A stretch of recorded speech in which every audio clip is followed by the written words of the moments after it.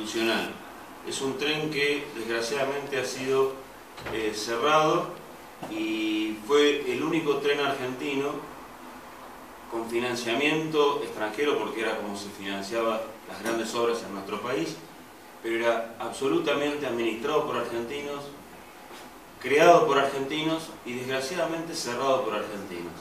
Y aunque a ustedes les parezca mentira lo que yo estoy poniendo acá como un plan estratégico, el ferrocarril provincial, al igual que todos los trenes de gestión nacional, en la época antes de Perón, que cuando nacionalizó los trenes, eran de gestión de trocha angosta porque eran económicos. Entonces, para crecer debemos conocer una serie de cosas de nuestro pasado para entender nuestro presente y sobre todo nuestro futuro en cuanto a transporte. Que en realidad, cuando digo transporte, es el común de nuestra vida, porque acá muy bien dijo un arquitecto, no recuerdo el nombre, el individuo lo primero que hace es moverse, y el moverse permite conectarse y es lo que nos reúne hoy acá con el tema transporte. Y el ferrocarril, por supuesto, es parte de esto. Acá voy a hacer un pequeño pantallazo rápido para que ustedes entiendan. Cuando nosotros tuvimos el desarrollo ferroviario, al igual que todo el mundo, se utilizaron distintos tipos de ancho de vía, o trocha, como le dicen los ferroviarios, porque había distintos empresarios tecnológicamente con distintos tipos de opciones de ferrocarriles. Por ejemplo, el más emblemático es el de la Mesopotamia, que tiene una trocha que no tiene nada que ver con la que estamos acostumbrados en esta zona, la trocha media. Y los empresarios que hicieron en la Mesopotamia es lo único que tiene distinto el país, porque eran empresarios que se dedicaban a los ferries y a los botes que transportaban en los canales del Rin y todo lo demás. La importancia de la trocha angosta, sobre todo en nuestra zona, es que si miramos el Río de la Plata, el puerto de La Plata es el único puerto fluvial de toda la Argentina con características de ultramar, porque está casi en la boca del puerto del Río de la Plata y tiene características del mar dulce, como le decía el adelantado Solís. ¿Cuál es lo importante de los ferrocarriles de trocha angosta? Que no tiene nada que ver con los otros trenes de trocha ancha y la trocha media que acabé de nombrar.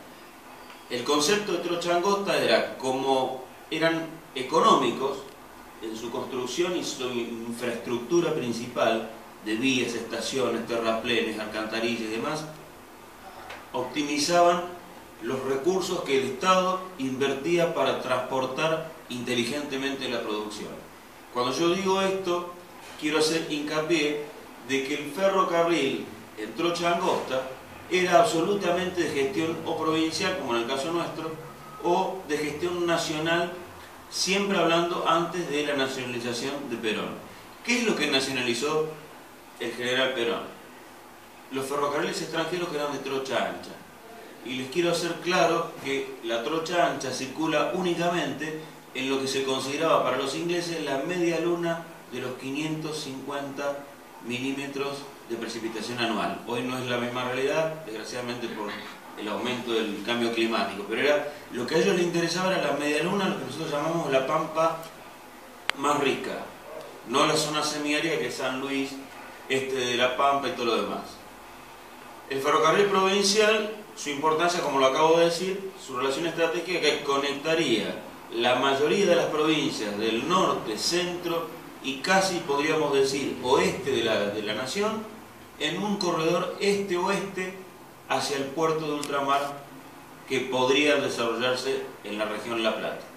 ¿Por qué es importante el corredor La Plata como puerto de salida de ultramar? Es el único que tiene características protegidas en el hemisferio sur de Sudamérica, similares a los que tiene el puerto de Maryland en Estados Unidos, con un delta que lo protege.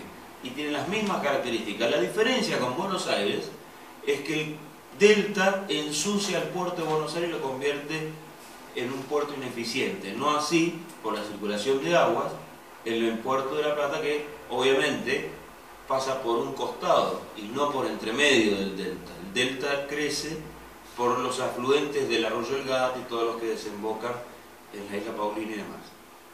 Ustedes acá pueden ver un pequeño resumen, después les va a quedar, de un poco la historia de nuestro ferrocarril.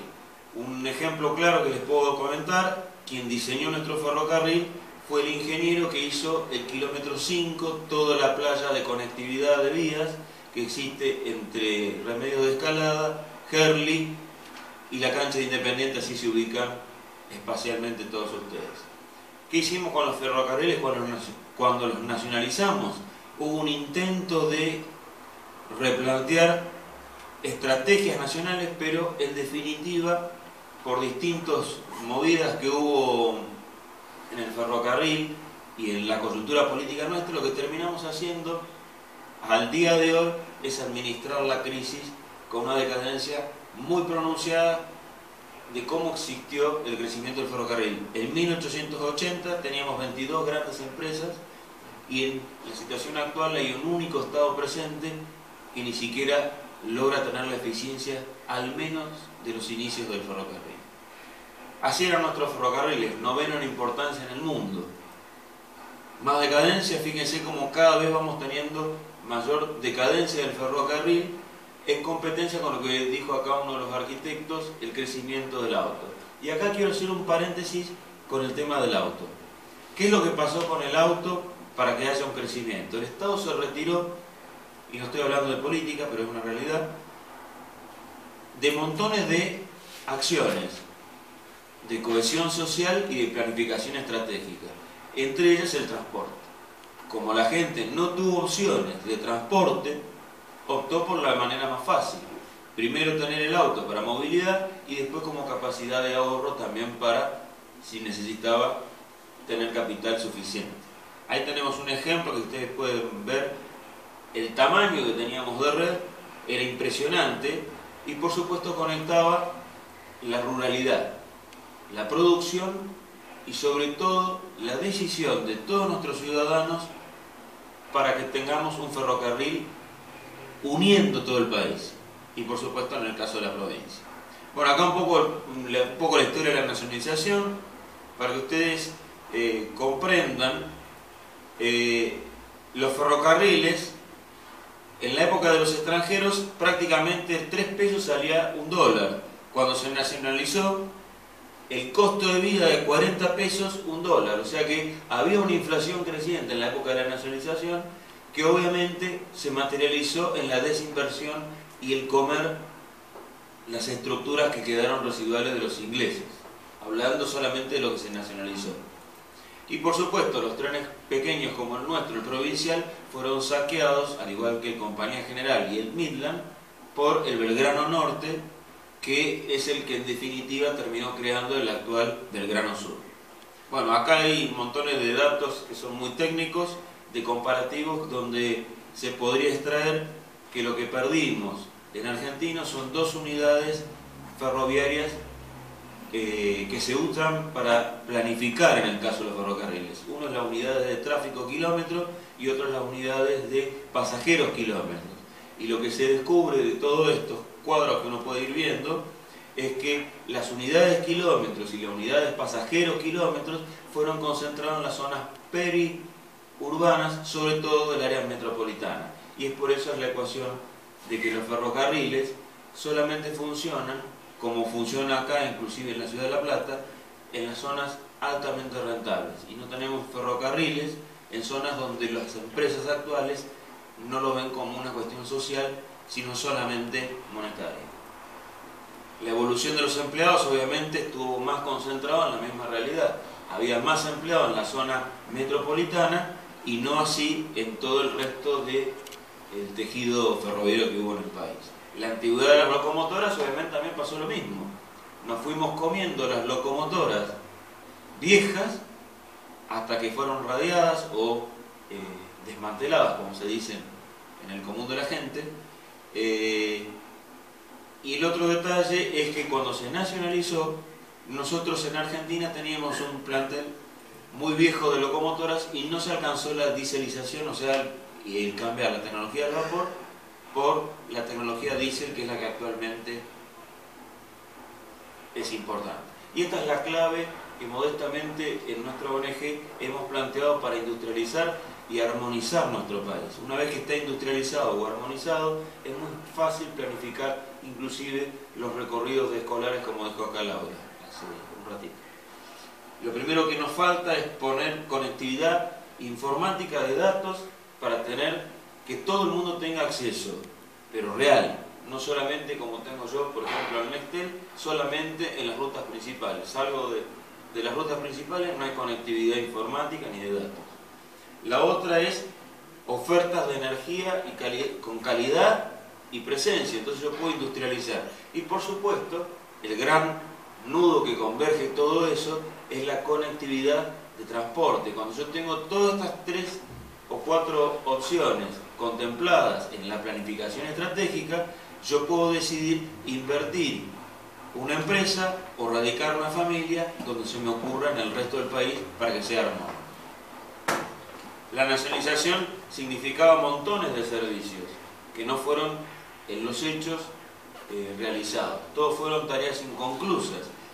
En el tema transporte, los servicios sanitarios, los teléfonos, todo fue nacionalizado, pero ninguno fue administrado eficientemente con un plan estratégico con sentido nacional. Y un poco para terminarles un poco la idea, lo que habría que hacer es dejar de pensar que los ferrocarriles siguen siendo extranjeros y teniéndolos como enemigos, porque fue lo que en aquella época se tomó como modelo de gestión.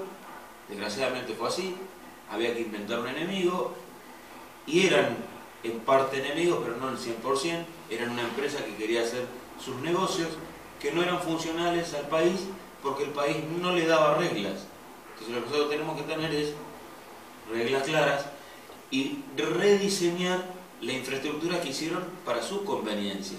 Actualmente hay que ver qué ramales son vitales, sobre todo para darle conectividad y sustentabilidad a los puertos y la productividad de nuestro país. Entonces pensamos que habría que hacer reingeniería de diseño en la planificación del ferrocarril, con sus conectividades multimodales, rediseñar la superestructura ferroviaria, con lo que significa en algunos tramos bitrochar, o sea, convertir a 2 trochas juntas y no reemplazar una trocha por otra, porque sería un colapso ferroviario y de transporte. Y después, por supuesto, lo que todo el mundo conoce es la multimodalidad de cargas y pasajeros. Acá es el que todo el mundo conoce, el ramal P1, que es el que están queriendo recuperar las gestiones de la provincia.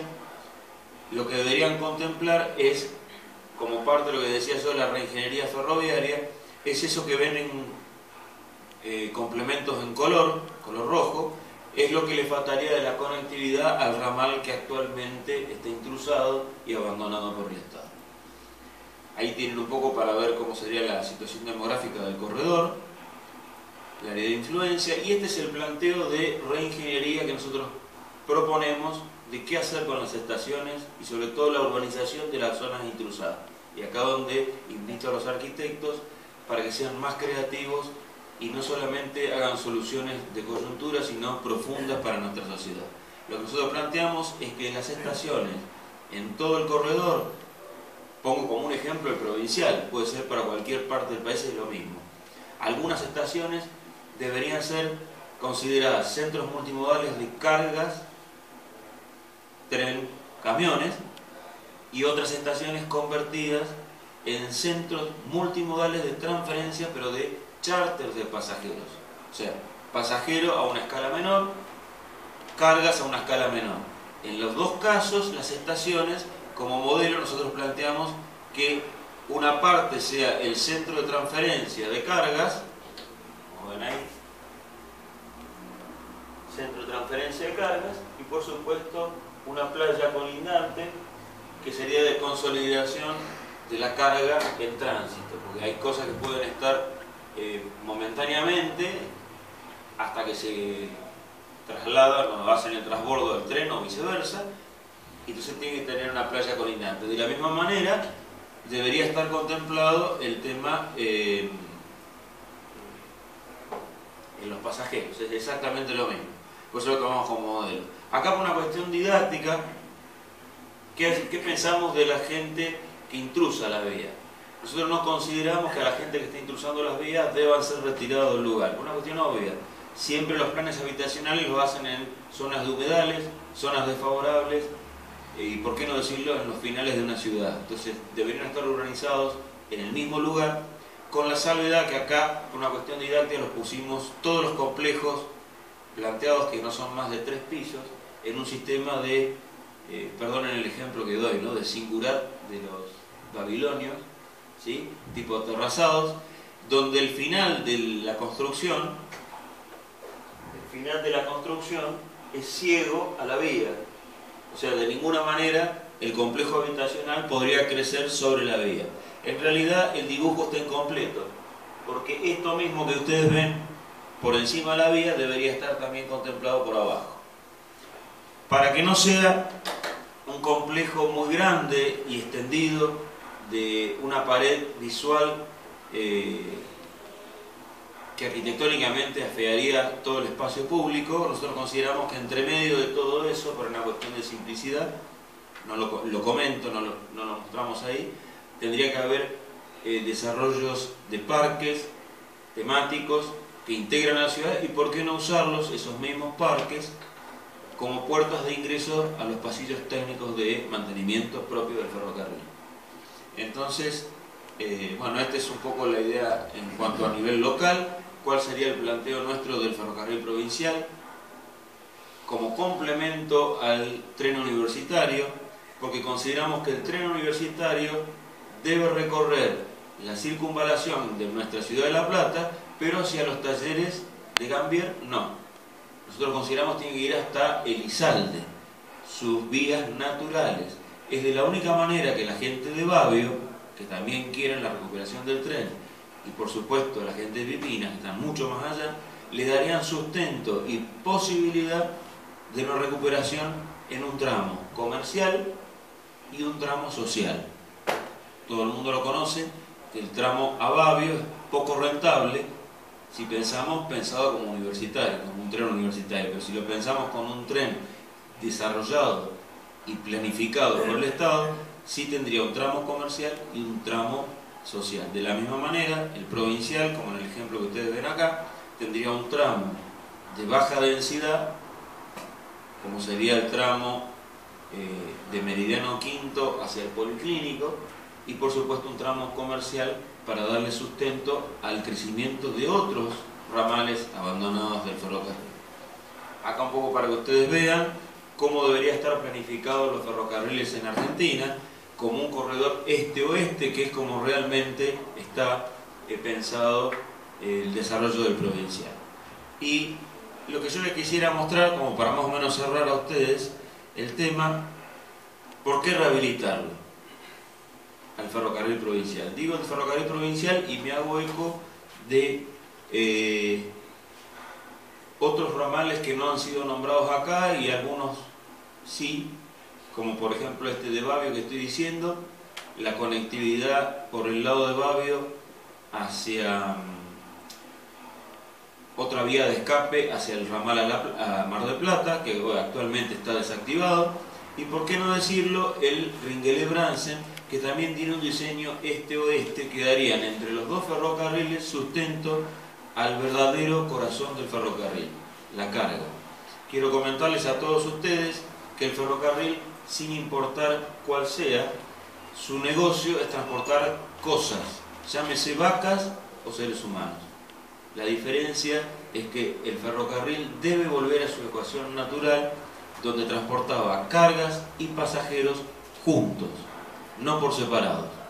Un ejemplo claro lo tiene Colombia, que ha desarrollado en la misma cantidad de kilómetros que nosotros 600 empresas de transporte, mientras nosotros tenemos 6 empresas de transporte. La diferencia principal con nosotros es que el ferrocarril Colombia, que estoy haciendo el ejemplo, el Estado hace lo mismo que acá, es dueño de la vía, pero alquila la vía, no la concesiona. Entonces, entre los distintos operadores está la competitividad y el crecimiento, por supuesto, de las economías regionales. Bueno, voy a hacer un pequeño, antes que terminemos todo esto. Con gran esfuerzo se recuperan vías. Acá tenemos un ejemplo claro con nosotros, limpiando las vías. Y les quiero mostrar esto es lo que les quería mostrar a ustedes, es el plan sustentable que nosotros hicimos para toda la provincia de Buenos Aires. Esto no quería dejarlo de plantear. Nosotros pensamos que el ferrocarril provincial debe ser recuperado porque es el que le da la conectividad a toda la provincia y complementa a la trocha angosta, que es el Belgrano, para que todo el mundo entienda, para conectar como opción de carga a todos los puertos de la provincia, que era el final de nuestra idea. Y después, por supuesto, habría que pensar si en algunos ramales es importante mantener como ramales turísticos en lugar de tener servicios regulares que también podrían ser utilizados por los pasajeros. Y ahí tienen distintos ejemplos. Y yo no quería terminar esto sin tener el ejemplo de un líder, Lino Porta, que para nosotros es un prócer, que cuando estaba desapareciendo la tecnología del vapor dijo: yo creo en el vapor, y fue multipremiado, y desgraciadamente su locomotora en Argentina ha sido destruida. Esta es la locomotora que hizo Lino Porta y pedimos que no nos quiten el tren. Sumen profesionales, muchísimas gracias.